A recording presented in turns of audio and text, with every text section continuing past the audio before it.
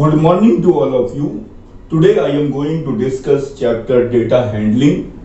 बच्चों आपने इस चैप्टर को क्लास 6 में पढ़ा, क्लास 7 में पढ़ा, क्लास 8 में भी अब आप इस चैप्टर को पढ़ रहे हैं. देखिए बच्चों, डेटा हैंडलिंग का मतलब क्या है. देखिए बच्चों, आपको मैं एक एग्जांपल देता हूं. जैसे हमारी गवर्नमेंट है, उस गवर्नमेंट को देश में कोई पॉलिसी को अप्लाई करना है, इंप्लीमेंट करना है, तो सबसे पहले वो क्या करती है, सर्वे करती है. जैसे मान लीजिए उसको ये सर्वे करना है कि हमारे देश में कितनी जनसंख्या है, कितनी पॉपुलेशन है. आपने देखा होगा हर 10 साल बाद जो है हम लोगों का क्या होता है, पॉपुलेशन का क्या होता है, काउंट होता है, जिसको बोलते हैं सेंसेक्स. तो आपने देखा होगा बच्चों कि हम लोग उस डेटा से डेटा कलेक्ट करते हैं, पब्लिक के बीच जाकर के हम लोग सर्वे करते हैं. उसमें यह पता लगता है कि कितने लोग बेरोजगार हैं, किस एज से किस एज ग्रुप के लोग बेरोजगार हैं, किस एज से किस एज ग्रुप के लोग बीमार हैं. बहुत सारे कलेक्शंस हो जाते हैं. जब आप किसी के घर में जाते हैं और वहां से डेटा कलेक्ट करते हैं तो इस तरीके से यानी कितनी फैमिलीज से डेटा मिलते हैं, हम लोग को पता लगता है कि यूथ किस तरफ सोच रहा है जो है वो, और कितने लोगों का रुझान जो है बिजनेस में है, कितने लोगों का रुझान जो है वो सर्विस में है, कितने लोग विदेश में जाना चाहते हैं, कितने लोग विदेश से पढ़ाई करना चाहते हैं, कितने लोग अपना बिजनेस करना चाहते हैं. तो ये सारी जानकारी जो है, ये कलेक्शन जो है बेटा, इसी प्रोसेस को ही डेटा हैंडलिंग बोलते हैं. और गवर्नमेंट कोई भी पॉलिसी अगर देश में इंप्लीमेंट करती है तो सबसे पहले वो डेटा कलेक्ट करती है, लोगों के बीच में जाती है, वहां से डेटा कलेक्ट करती है. आपने देखा होगा इलेक्शन में जो आपके ओपिनियन पोल आते हैं तो वो ऐसे ही आते हैं. वो मैं ये नहीं कहता कि ओपिनियन पोल जो है 100% सही होते हैं, लेकिन वो लोगों के बीच में जाते हैं, लोगों की राय पूछते हैं कि किस पार्टी को वोट देना चाहिए, कौन सी पार्टी अच्छा काम कर रही है, कौन सी पार्टी बेकार काम कर रही है, और फिर वहां से एक जो है ओपिनियन पोल निकल के आता है. तो ये सब क्या है, ये सब डेटा का कलेक्शन है. जब आप डेटा को कलेक्ट करते हैं तो उससे बहुत सारी इंफॉर्मेशन मिलती है. वो चाहे देश की सुरक्षा की हो, देश में जो आपको प्रोग्रेस करनी है उसकी हो, चाहे देश की आर्थिक व्यवस्था की हो. तो ये सारी चीजें जो हैं वो डेटा कलेक्शन से ही हो पाता है. तो ये इसीलिए इस चैप्टर का नाम डेटा हैंडलिंग है. अब हम डेटा से कैसे हैंडल करते हैं या डेटा को किस तरीके से कलेक्ट करते हैं, इंप्लीमेंट करते हैं, अपनी पॉलिसीज बनाते हैं, तो ये सब चीजें डेटा हैंडलिंग में आती हैं. आइए हम कुछ पॉइंट्स इसके जो है स्टार्ट करते हैं. Data mostly available to us in an unorganized form is called raw data. अब डेटा जो है वो दो तरीके के होते हैं. एक होता है आपका अनग्रुप डेटा, एक होता है ग्रुप डेटा. होता क्या है बच्चों, जब डेटा बहुत कम होते हैं तो हम लोग अनग्रुप डेटा से भी बहुत आसानी से इंफॉर्मेशन जो हमें चाहिए होती है वो हम निकाल लेते हैं. लेकिन जब डेटा बहुत ज्यादा हो जाते हैं, जब डेटा का कलेक्शन, जब डेटा बहुत सारे हो जाते हैं, तो वहां पर हम उसको एक क्या करते हैं, ग्रुप बनाते हैं, और ग्रुप बना करके उन सब डेटा के साथ जो है हैंडल करते हैं. तो अगर डेटा नंबर ऑफ डेटा कम है तो आप आसानी से, अगर वो आपके अनग्रुप्ड हैं तो भी आप उसको हैंडल कर लेंगे. आप उससे मीन निकाल लेंगे, आप उससे मोड निकाल लेंगे, आप उससे मीडियन निकाल लेंगे. लेकिन जब डेटा बहुत ज्यादा हो जाते हैं तो आपको वहां पर प्रॉब्लम आने लगती है. फिर उसके बाद हम लोग डेटा को क्या करते हैं, ग्रुप, उसकी ग्रुपिंग करना शुरू कर देते हैं. उसको हम लोग ग्रुप बना के जो है डेटा को क्या करते हैं, कलेक्ट करते हैं, लिखते हैं. In order to draw meaningful inferences from any data, we need to organize the data systematically. Third point, raw data can be grouped and presented systematically by grouped frequency distribution. जब हम लोग data को जो है सही form में group क्या करते हैं, ग्रुपिंग करते हैं, तो उस तरीके के टेबल को हम लोग ग्रुप फ्रीक्वेंसी डिस्ट्रीब्यूशन टेबल बोलते हैं. For group frequency distribution variates are taken into groups. हो सकता हो वो ग्रुप जो है बहुत ज्यादा साइज का हो सकता हो वो ग्रुप कम साइज का हो, ये सब डिपेंड करता है. Each group of variates is called class. Difference between the lower limit and the upper limit of a class is called class size या क्लास विड्थ. आपने देखा होगा क्लास 7th में जैसे बहुत बहुत कम डेटा थे, वहां पर हमें जो है डेटा को ग्रुपिंग करने की जरूरत नहीं थी। जैसे मान लीजिए 3, 4, 5, 6, 7, 8 लिखे हुए हैं, तो अगर आपसे कोई पूछे इसकी रेंज क्या है, तो रेंज क्या होती है, maximum observation minus minimum observation. ठीक है, तो ये सब चीजें जो है रेंज के बारे में आपने क्लास 7 में पढ़ा हुआ है। अभी मैं आपको ये जो मीनिंग है, क्लास साइज, ये सब एक एग्जाम्पल के हेल्प से आपको समझाऊंगा। The mid point of the class interval is called class mark. बहुत इंपॉर्टेंट ये आपका जो है पॉइंट है। फिर next point, in a class interval lower limit is included but upper limit is excluded. इस पॉइंट को भी अभी मैं यहां से डिस्कस करूंगा। जैसे मान लीजिए बच्चों, आपका लिखा हुआ है 10, 11, 15, 20, ठीक है, 21, 22। तो अगर आपके जो डेटा है, अगर आपके डेटा जो हैं, अब मान लीजिए आपने ग्रुप बनाया 10 से लेके 20 तक, ठीक है, तो अब बच्चों के, और फिर जो आपका अगला ग्रुप है वो आपका 20 से 30 है। तो जहां पर 20 फंसता है वहां पर बच्चों को कंफ्यूजन आता है कि सर ये 20 जो है वो 10 से 20 में रखें या 20 से 30 में रखें। तो हमेशा ध्यान रखिएगा, अगर आपको 20 को इन्वॉल्व करना है तो आप उसको 20 से 30 में लीजिएगा, 10 से 20 में मत लीजिएगा। मेरी बात को ध्यान से समझिए। अगर आप ग्रुप बना रहे हैं 10 से 10-20, 20-30, और अगर कहीं लिखा हुआ है 20, उसको आपको काउंट करना है, तो आप किस ग्रुप में करेंगे? आप उसको 10 से 20 के ग्रुप में शामिल नहीं करेंगे, आप उसको 20 से 30 के ग्रुप में शामिल करेंगे। इस बात को ध्यान रखिएगा। वही चीज लिखी हुई, in a class interval lower limit is included but upper limit is excluded. वो 20 जो है वो 10 से 20 के बीच में काउंट नहीं होगा, वो 20 से 30 के बीच में काउंट होगा। लेकिन ध्यान रखिएगा, जो डेटा है वो आपके पूरी तरीके से एक पॉजिटिव इंटीजर होने चाहिए। कहीं पॉइंट नहीं दिया हुआ है। इस बात को मुझे बताना जरूरी था, क्योंकि अगर पॉइंट होगा तो ये वाली बात थोड़ा सा गड़बड़ हो जाती है। क्योंकि जब आप एक्सेल में, जब आप कंप्यूटर के एक्सेल में प्रोग्रामिंग करेंगे या लिखेंगे, तो वहां पर पॉइंट वाला जो है गड़बड़ हो जाता है। इसलिए मैंने आपको पहले ही बोल दिया कि ये जो डेटा है ये आपके पॉजिटिव इंटीजर हैं। इस बात का ध्यान रखिएगा। ये हो गया। Data can also be presented using circle graph. आपने देखा होगा डेटा को रिप्रेजेंट करने के लिए हम लोग बार ग्राफ का यूज करते हैं, हम लोग हिस्टोग्राम का यूज करते हैं, हम लोग डबल बार ग्राफ का यूज करते हैं। मैं आपको समझाता हूं कि बार ग्राफ और डबल बार ग्राफ और हिस्टोग्राम में क्या डिफरेंस है। बार ग्राफ में अगर मान लीजिए कोई इंफॉर्मेशन दे रखी है बच्चों की कि जनवरी में बच्चों के इतने नंबर आए, फरवरी में इतने नंबर आए, ठीक है, मान लीजिए क्लास में 50 बच्चे हैं, तो जनवरी में 50 बच्चों का जो है आपको नंबर दे रखे हैं कि उनका इतना नंबर आया, परफॉर्मेंस रिजल्ट जो है, फरवरी में इतना आया, आपका मार्च में इतना आया, ठीक है, अप्रैल में इतना आया। तो वहां पर हम सब जो है बार ग्राफ का यूज करते हैं। बार का मतलब है कि एक रेक्टेंगल में हम लोग जो है उसको दिखा सकते हैं। हम लोग कह देंगे कि जनवरी, वहां पे लिख देंगे जनवरी और एक हम लोग ड्रॉ कर देंगे बार ग्राफ, फिर फरवरी बार ग्राफ ड्रॉ कर देंगे।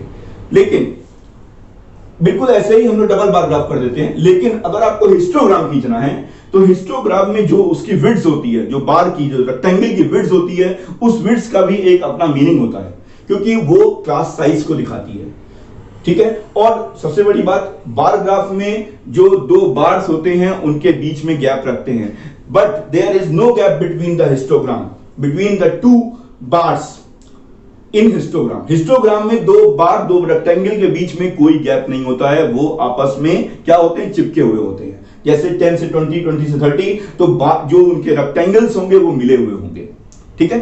इस बात का ध्यान रखेगा। और आप डबल बार ग्राफ, अगर मान लीजिए कोई आपसे फर्स्ट टर्म की इंफॉर्मेशन मांग रहा है, सेकंड टर्म की इंफॉर्मेशन को ग्राफ मांग रहा है, तो आप वहां पर डबल बार ग्राफ का यूज कर सकते हैं। और एक और आपके क्लास 8 में एक और तरीके से डेटा को रिप्रेजेंट किया जाता है, ग्राफ कर सकते हैं, वो होता है पाई चार्ट। पाई चार्ट में हम लोग एक सर्किल बनाते हैं, और उसके बारे में मैं अभी आपको बताऊंगा एक एग्जांपल से। ये मैं बता दे रहा हूं कि आप इस तरीके से, इतनी तरीके से आप जो है ग्राफ को बना सकते हैं। Data can also be presented using circle graph और पाई चार्ट। इसको बनाने का तरीका है, आप पहले फार्मूला देख लीजिए, angle of sector equal to value of item upon sum of values of all items into 360 degree. तो इस बात का ध्यान रखिएगा, angle of sector equal to value of item upon sum of values of all items into 360 degree. आप इनका use करेंगे और बहुत आसानी से जो है हम लोग एक सर्किल एक पाई ग्राफ को बना देंगे। अब मैं आपको ले चलता हूं, आपने क्लास 7th में चांस के बारे में पढ़ा होगा, आपने 7th में जो है चांस और प्रोबेबिलिटी के बारे में पढ़ा होगा। आपके क्लास 8th में भी वही चीज है। Experiment, a random experiment is one whose outcome cannot be predicted exactly in advance। जैसे मान लीजिए आपके हाथ में डाइस है, अब उस डाइस को फेंकने पर कोई भी नंबर आ सकता है, 1 आ सकता है, 2 आ सकता है, 3 आ सकता है, 4 आ सकता है, 5 आ सकता है, 6 आ सकता है, लेकिन आप ये नहीं बता सकते कि उस पर कौन सा नंबर आएगा। आप पहले नहीं प्रेडिक्ट कर सकते उस पर कौन सा नंबर आएगा, इसीलिए लिखा हुआ है a random experiment is one whose outcome cannot be predicted exactly in advance। आप पहले से नहीं बता सकते कि अब इससे 1 आना है या 2 आना है। हाँ, ऐसा तभी हो सकता है जब आपका जो डाइस होगा वो बायस्ड होगा, जब आपका क्वाइन जो होगा वो बायस्ड होगा। जैसे शोले पिक्चर में आपने देखा होगा अमिताभ बच्चन के पास जब भी कभी अमिताभ बच्चन को कोई भी चीज करवानी होती थी तो वो हमेशा एक सिक्का निकालता था और उस सिक्के पे दोनों तरफ हेड था। तो जब भी उसको अपनी बात मनवानी होती थी तो वो कहता था हेड आएगा तो मैं ये करूंगा और टेल आएगा तो तुम ये करोगे, और दोनों पे हेड होता था, वो हमेशा जीत जाता था। तो इस तरीके का सिक्का नहीं होना चाहिए, इसीलिए बायस्ड क्वाइन या बायस्ड डाइस नहीं होना चाहिए। ठीक है, there are certain experiments whose outcomes have an equal chance of occurring are called equally likely outcomes। equally likely outcomes का मतलब क्या है बच्चों? जैसे मान लीजिए एक डाइस है, उस डाइस पर कौन कौन से नंबर होंगे? 1 2 3 4 5 6। अब मान लीजिए मैंने आपसे कहा, आपको मैंने क्लास 7 में बताया था, जैसे मान लीजिए 1 आने की आपसे कोई पूछ रहा है कि 1 कैसे आएगा, तो मैंने कहा इक्वली लाइकली का मतलब है, कहने का ये मतलब है बच्चों, आपने प्रोबेबिलिटी के बारे में पढ़ा होगा, क्लास 7 में मैंने पढ़ाया था, probability of an event equal to number of favourable outcomes upon total number of possible outcomes. तो हम लोग क्या करेंगे, जैसे मान लीजिए 1 आने की प्रोबेबिलिटी बतानी है, तो आपको पता है डाइस फेंकेंगे तो 1 में 1 2 3 4 5 6 वो कितनी बार आता है? एक बार आता है। फिर यानी कि अगर आपसे पूछा जाए कि 1 आने की प्रोबेबिलिटी बताओ, तो जब आप फेंकेंगे तो आपका 1 आना चाहिए उस पर, यानी आपके फेवर में कितने केस हैं? 1 केस है। और क्या क्या हो सकता है उसमें? उसमें 1 भी आ सकता है, उसमें 2 भी आ सकता है, उसमें 3 भी आ सकता है, उसमें 4 भी आ सकता है, उसमें 5 भी आ सकता है, उसमें 6 भी आ सकता है, यानी कि 1/6 हो जाएगा उसकी प्रोबेबिलिटी। ऐसे ही 2 आने की प्रोबेबिलिटी भी 1/6 ही होगी, 3 आने की प्रोबेबिलिटी भी 1/6 होगी, 4 आने की प्रोबेबिलिटी भी 1/6 होगी, 5 आने की प्रोबेबिलिटी भी 1/6 होगी, और 6 आने की प्रोबेबिलिटी भी 1/6 होगी। यानी कि हर कोई भी नंबर उसमें आने की, अगर उसमें नंबर 1 to 6 तक हैं, तो उसमें हर एक नंबर आने के लिए जो प्रोबेबिलिटी है वो सेम है। इसी को बोलते हैं equally likely outcomes. There are certain experiments whose outcomes have an equal chance है उनका, of occurring are called equally likely outcomes। कोई भी नंबर 1 आने की प्रोबेबिलिटी 1/6, 2 आने की प्रोबेबिलिटी जो है 1/6, 3 आने की प्रोबेबिलिटी 1/6, 4 आने की प्रोबेबिलिटी 1/6, 5 आने की प्रोबेबिलिटी 1/6, 6 आने की प्रोबेबिलिटी 1/6। तो इसीलिए इसको इक्वली लाइकली आउटकम्स बोलते हैं। प्रोबेबिलिटी ऑफ एन इवेंट्स का फार्मूला मैंने अभी आपको बताया, number of favourable outcomes upon total number of outcomes of the experiment, total number of possible outcomes भी ले सकते हैं आप, where we assume that all outcomes are equally likely। equally likely का मतलब बहुत ध्यान से समझना है। if E is an event, that probability of an event या तो इवेंट 0 भी हो सकती है, जिसको मैं इम्पॉसिबल इवेंट बोलता हूं, और एक इवेंट हो सकती है श्योर इवेंट। तो हमेशा प्रोबेबिलिटी की वैल्यू 0 और 1 के बीच में होती है, क्लोज्ड, 0 भी इंक्लूड है और 1 भी इंक्लूड है, और 0 और 1 के बीच में। तो प्रोबेबिलिटी की वैल्यू कभी भी ये नहीं कि निगेटिव में आ जाए, या कभी भी आपकी जो है कोई आपकी 1 से बड़ी आ जाए या निगेटिव आ जाए, ऐसा कभी नहीं होगा। अब मैं आपको एक क्वेश्चन को समझाता हूं, जिससे मैं आपको ग्रुप डेटा के बारे में बताऊंगा। The pocket money of 25 students in a class. आपको 25 स्टूडेंट्स की पॉकेट मनी दे रखी है पर वीक। एक वीक में जो है पहले स्टूडेंट को 49 रुपीज मिलते हैं, दूसरे को 35। इस तरीके से डेटा आपके दे रखे हैं। अब आपको बताना है, आपको टेबल बनानी है, ग्रुप्ड फ्रीक्वेंसी डिस्ट्रीब्यूशन टेबल। तो देखिए बच्चों, सबसे पहले आप ये देखिए कि इसमें सबसे छोटा नंबर क्या है। सबसे छोटा नंबर इसमें दिख रहा है मुझे 12 दिख रहा है बच्चों, और 11 भी है, 11 भी है, 10 तो है नहीं यहां पर, ठीक है। तो अगर मैं आपसे बात करूं, देखिए अब आपको यहां पे डेटा बहुत ज्यादा है बच्चों, अगर डेटा कम होते तो कोई दिक्कत नहीं थी, डेटा बहुत ज्यादा है यहाँ पे 25 स्टूडेंट, अगर मान लीजिए 4-5 डेटा होते तो हम लोग आराम से, हाँ भैया ये आपका 27 कितनी बार आया, 2 बार आया, ठीक है, 35 कितनी बार आया, 1 बार आया। अगर नंबर ऑफ डेटा आपके कम है तो वहां पर ग्रुपिंग करने की जरूरत नहीं होती है, लेकिन यहां पर नंबर ऑफ डेटा आपके 25 ज्यादा है, अभी नंबर ऑफ डेटा मान लीजिए यहां पर 1000 हो, यहां पर मान लीजिए 1 करोड़ हो जो आपके डेटा, तो वहां पर हमें ग्रुप बनाना ही पड़ेगा, क्योंकि नहीं तो अगर ग्रुप नहीं बनाएंगे तो आपसे गलती होगी, आप एक एक करके काउंट थोड़ी करोगे, तो हम लोग ग्रुप बना के काउंट करेंगे। हम कहेंगे भैया ऐसा है 10 से 20 ले लेंगे ग्रुप, उसको आप देख लेना, 20 से 30 आप देख लेना, 40 से 50 आप देख लेना, 50 से 60 आप देख लेना, 60 से 70 आप देख लेना, तो उसको ग्रुप बना के करेंगे। वो ग्रुप, उस ग्रुप को हम लोग अपने हिसाब से बांध सकते हैं, कोई किसी का मन कर रहा 10 से 15 का, किसी का मन कर रहा 15 से 20 का, किसी का मन कर रहा 10 से 30 का, तो वो अपने हिसाब से उस ग्रुप को सेटिंग कर सकता है। लेकिन एक कन्वीनियंट हमें काम करना चाहिए, एक कन्वीनियंट तरीके से काम करना चाहिए, जैसे यहां पर है, अब मैं 10 से 15 भी ले सकता हूं ग्रुप और 10 से 20 भी ले सकता हूं, तो 10 से 20 में करने में सुविधा होगी। तो मान लीजिए 10 से 20 के बीच में अगर पॉकेट मनी लेनी है तो पहले देखिए कितने लोग आ रहे हैं, एक तो ये बंदा आ रहा है, ठीक है, एक ये बंदा आ रहा है 2, ठीक है, एक ये बंदा आ रहा है 3, ठीक है, और एक बंदा कौन सा आ रहा है, आप निशान जरूर लगाइए, एक बंदा ये आ रहा है, कितने हो गए 4, 1 2 3 4, ये 4 हो गया। अब 20 से 30 के बीच में आइए, अब 20 से 30 के बीच में ये जरूर देखिएगा कि ये 20 प्रॉब्लम करेगा। अब अगर कोई 20 अगर आपको लेना है तो इसमें लीजिएगा, किसमें, ये आपकी लोअर लिमिट में लीजिएगा, उधर मत लीजिएगा। अगर मान लीजिए 10 से 20, अगर यहां कहीं 20 आ रहा होता तो मैं 20 यहां ना शामिल करके यहां शामिल करता, ठीक है, उसको कहां शामिल करना है, उसको लोअर लिमिट में शामिल करना है, ठीक है। अब 20 से 30 में आइए, 20 से 30 में आइए, करते हैं।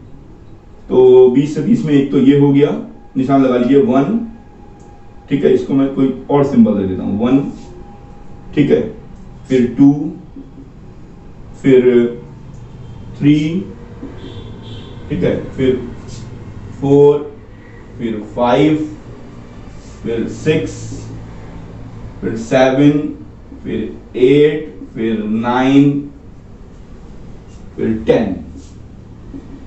अब आप कहेंगे सर आपने 30 को क्यों नहीं लिया? 30 को मैंने इसलिए नहीं लिया क्योंकि मुझे 30 को नेक्स्ट में लेना है, 30 को मैं नेक्स्ट में लूंगा, इसमें नहीं लूंगा 30 को मैं इसमें लूंगा, इसीलिए 30 को काउंट मत करिएगा। तो देखिए आप जिसमें मैंने निशान लगा रखे हैं ये आपके 10 आ रहे होंगे, 1 2 3 4 5 6 7 8 9 10, ये आपके 10 आ रहे हैं। 10 को दिखाने का तरीका 1 2 3 4 और ये ग्रुप बना लीजिए, 1 2 3 4 ग्रुप बना लीजिए, ये आपका कितना हो गया 10। अब 30 से 40 के बीच में आइए, लेकिन 30 इसमें ना शामिल करके इसमें शामिल होना है, तो अब की बात कोई दूसरा सिंबल दे देते हैं। 30 से 40 के बीच में 1 2 3 4 5 6 और 7 और 8, कितने आ रहे हैं 8 आ रहे हैं, 1 2 3 4 ग्रुप बना 5, 1 2 3, ये आपका 8 आ गया। अब 40 से 50 के बीच में देखते हैं, ध्यान रखिएगा 40 यहां पे था नहीं, अगर होता तो मैं इसमें शामिल करता, 40 से 50 के बीच में, उसमें शामिल नहीं करता। 40 से 50 के बीच में देखिए एक तो ये आ रहा है 1, एक आपका ये आ रहा है 2, एक ये 3 और एक कहीं और आ रहा होगा 3 आ रहा है, ओके 3, 1 2 3। अब आप इनको एक बार ऐड करिए, ऐड करने के बाद 25 स्टूडेंट्स आने चाहिए। अगर नहीं आ रहे हैं तो इसका मतलब आपने कहीं गलत किया है।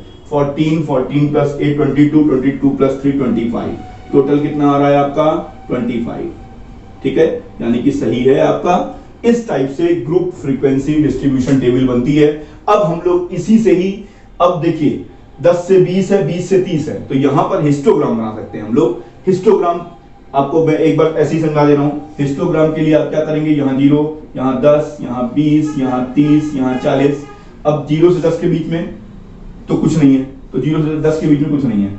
अगर मान लीजिए बाई चांस बच्चों यहाँ पे 20 से 30 होता, तो इतना हिस्सा जो है ना, जो पीछे का हिस्सा होता है उसको क्या कर देते हैं, किंग कर देते हैं। उसको क्या करते हैं, किंग कर देते हैं। किंग का मतलब होता है पन्ने को मोड़ देना, पन्ने को मोड़ देते हैं। खैर यहाँ पर आपको कोई दिक्कत नहीं है क्योंकि डायरेक्ट जो है 10 से 20 स्टार्ट हुआ है, तो 0 से 10 आप ग्राफ पे दिखा सकते हैं। अगर मान लीजिए ये स्टार्ट होता 50 से, तो आप 0 से 50 का हिस्सा किंग कर दीजिएगा। किंग का मतलब पेपर को मोड़ दीजिएगा।